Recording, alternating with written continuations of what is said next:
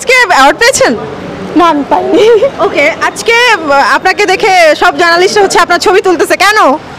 এটা আমি জানি না, মেবি ওরা অনেক লাইক করে আমাকে। আপনাকে সবাই লাইক করে, বিশেষ করে আপনার ফিটনেস। আমি একটু ফিটনেসের কথা বলি। মানুষ ইনস্টাগ্রামে গিয়ে গিয়ে আপনাকে খুঁজে তারপর দেখে যে সে নতুন ছবি কি দিল। সো আপনি কি আপনার শুনেছি। আচ্ছা, ওয়ার্কআউট করি, তারপর হচ্ছে ডায়েট করি, কম খাই আর কি। কম খান? আর এই যে সুন্দর সুন্দর ছবিগুলো তুলেন, এগুলো কে তুলে দেয়?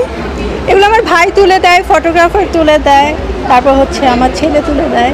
ওকে, এই যে দিনকে দিন ইনস্টাগ্রামে হু হু করে ফলোয়ার্স বাড়ছে, এই ব্যাপারটা কেমন লাগে? এই ব্যাপারটা তো খুব ভালো লাগছে, সবাই আমাকে এত পছন্দ করে, এটা তো ভালো লাগার বিষয়, তাই না? অনেকে মনে করে যে আপনি সারা সারা বছর বিদেশে ঘুরে বেড়ান, এটা কি সত্যি?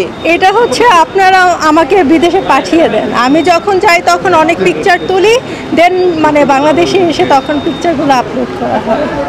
বাংলাদেশে কোথায় বেশি বেশি ঘোরা হয়? বাংলাদেশে সব সব জায়গায় ঘোরা শেষ আমার।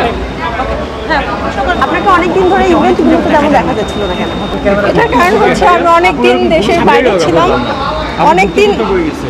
একটু স্টিল আপু, কোন ক্যামেরায় তাকাবো? ওকে, হ্যাঁ, আমি দেশে ছিলাম না, এই জন্য দেখতে পাবো। সামনে কি কাজ আসবে? হ্যাঁ, সামনে ইনশাল্লাহ নেক্সট ইয়ারে দেখতে পাবো।